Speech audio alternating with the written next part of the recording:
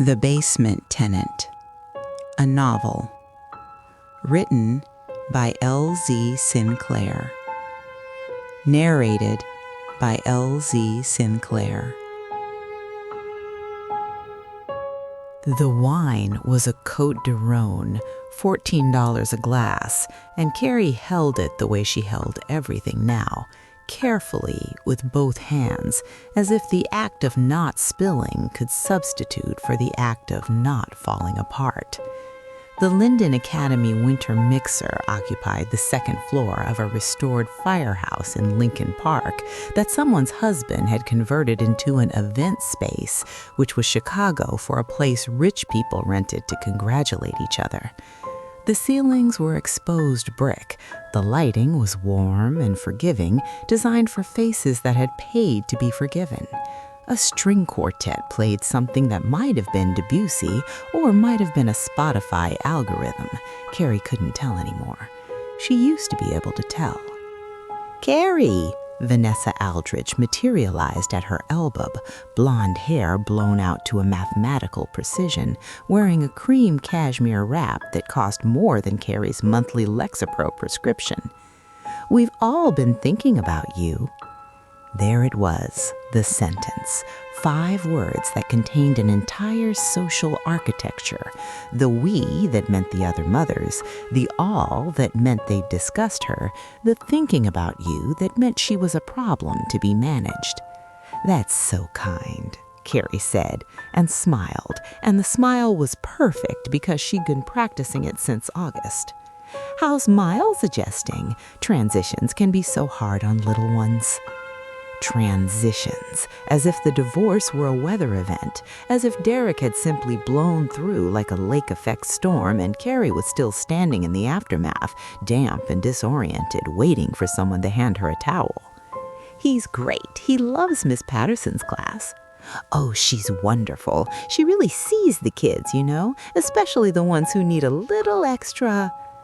Vanessa let the sentence trail off. The implication hung there like cigarette smoke in a non-smoking building, present, deniable, everywhere. Carrie took a sip of wine. "I should make the rounds." "Of course. Oh, we're doing the Spring Gala committee sign-ups next week. I'll send you the link." She touched her arm again, a gesture that managed to be both intimate and territorial, like a cat marking furniture. She would not send the link. The brownstone on Belden Avenue was dark when Carrie got home, which was how it always was now, and still she paused on the front steps with her keys in her hand, looking up at it. 4 stories, limestone facade, slightly crumbling at the cornice. Bay windows on the second floor where she and Derek used to sit on Sunday mornings, his legs across her lap, the Tribune spread between them like a shared country. The front garden was dead. She'd let the landscaper go in September, and the iron gate had a squeak she kept meaning to fix and never did because fixing things alone felt like admitting she was alone.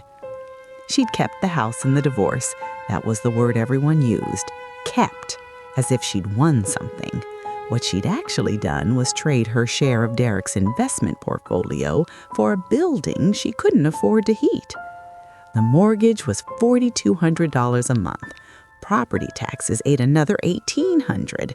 Insurance, utilities, maintenance on a 130-year-old structure that seemed to develop new ailments with the spite of an aging relative. Last month it was the boiler. The month before that, a crack in the foundation wall that the contractor described as not urgent but not great, which was also how Carrie would describe her mental health. She went inside. The hallway was long and narrow, the original hardwood dark with age. She dropped her bag on the bench by the door, hung her coat, stood in the silence. The house used to have a sound, not noise, sound. Derek on a call in his office, his low, confident hum through the walls. Miles running on the second floor, his footsteps frantic and joyful in the way only a child's could be. Music from the kitchen, always something Derek chose because he had opinions about music the way he had opinions about everything. Strong, reasoned, delivered with the benevolent authority of a man who'd never been told he was wrong. Now the house sounded like what it was. Empty rooms, breathing. Carrie went to the kitchen. She opened the cabinet above the stove, took out the Lexapro, shook one into her palm. She'd been on it for 14 months, since 2 weeks after Derek told her over dinner at Boca, a restaurant she could no longer afford to walk past, that the marriage was over. He'd said it between courses, after the hamachi and before the duck, with the timing of a man who understood that public spaces were cages for women's emotions. She couldn't scream at Boca. She couldn't cry at Boca. She could only sit there with wasabi on her tongue and the taste of her life ending and say, okay. She swallowed the pill with tap water and stared at the basement door. The basement unit had its own entrance, a side door off the gangway, but it also connected to the main house through an interior door in the kitchen hallway. The previous owner had installed it as a mother-in-law suite. During the marriage, they'd used it for storage, boxes of Derek's law school textbooks, Miles's outgrown clothes, a treadmill Carrie bought during a January resolution and abandoned by February, the way she abandoned most things that required sustained effort in a dark room. 3 weeks ago, she'd listed it on a rental platform, cleaned it out, furnished it minimally, a bed, a dresser, a small table, a bathroom with a shower that worked most of the time. She'd priced it at $1,800 a month, which was reasonable for Lincoln Park, which meant absurd for anywhere that operated on normal human economics. The first applicant had been a graduate student who wanted to know if she could burn sage in the unit. The second was a couple who asked if emotional support ferrets were permitted. The third was Elias Corbin. He'd arrived for the showing at exactly 6 p.m., which in Carrie's experience of Chicago renters placed him in the top 1% of human reliability. He was tall, taller than Derek, which she noticed and then hated herself for noticing, for measuring one man against another as if height were a form of argument.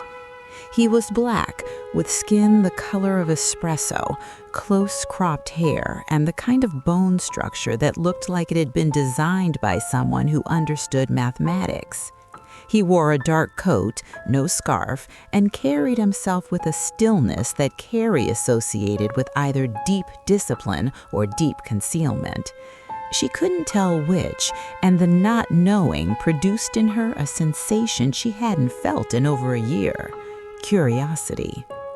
"Dr. Corbin, Elias, please." His voice was low, careful, each word placed like a stone in a path. He shook her hand. His grip was firm and brief, his skin warm, his eyes dark brown, almost black, holding hers for a beat longer than was strictly necessary before releasing. She showed him the unit. He moved through it slowly, touching nothing, studying the walls, the ceiling, the small window wells that looked up at the gangway. He asked about the heating system, forced air, she told him, though the basement tended to run cold. He asked about street noise, minimal, she said, it's a residential block. He did not ask about square footage or closet space or whether the shower pressure was acceptable. He seemed, Carrie thought, less interested in the space as a place to live than as a space with properties he was measuring against some internal standard she couldn't access. "I work nights," he said, standing in the center of the main room. "Residency at Northwestern Memorial. I sleep during the day, leave in the evenings. You won't hear me." "That's fine. It's just me and my son. He's here 3 or 4 nights a week." Something moved across Elias's face, not quite a reaction, more the shadow of one, like a cloud crossing a field. "Custody arrangement?" "Yes." She didn't elaborate. He didn't ask. "I'd like to take it. I can pay 3 months up front." He produced a cashier's check from his coat pocket as if he'd known before arriving that he would need it. $9,000. Carrie looked at it and felt the specific relief of a person who has been holding their breath underwater and has just been told they can surface. Not that they can breathe forever, just that they can breathe today. "I have one request," Elias said. "Of course. Privacy. I keep unusual hours. I don't want you to worry about sounds at night or my comings and goings. I'm a quiet person. I just operate on a different schedule." "That's not a problem." "Good." He held her gaze again. That same beat, 1 second past comfortable, 1 second short of alarming. "Thank you, Caroline." She hadn't told him her full name. It was on the lease paperwork, she realized. He'd read it carefully. She should have found this reassuring. She found it something else. They signed the lease in the front parlor, the room Carrie never used anymore because it was the room where she and Derek had hosted dinner parties, and the ghosts of those evenings were more than she could metabolize. She watched Elias sign his name, neat, small, the pen held loosely. He studied the room while she countersigned, the built-in bookshelves, the crown molding, the fireplace with its cracked marble mantel. His eyes moved the way a camera moves, systematic, recording. "Beautiful house," he said.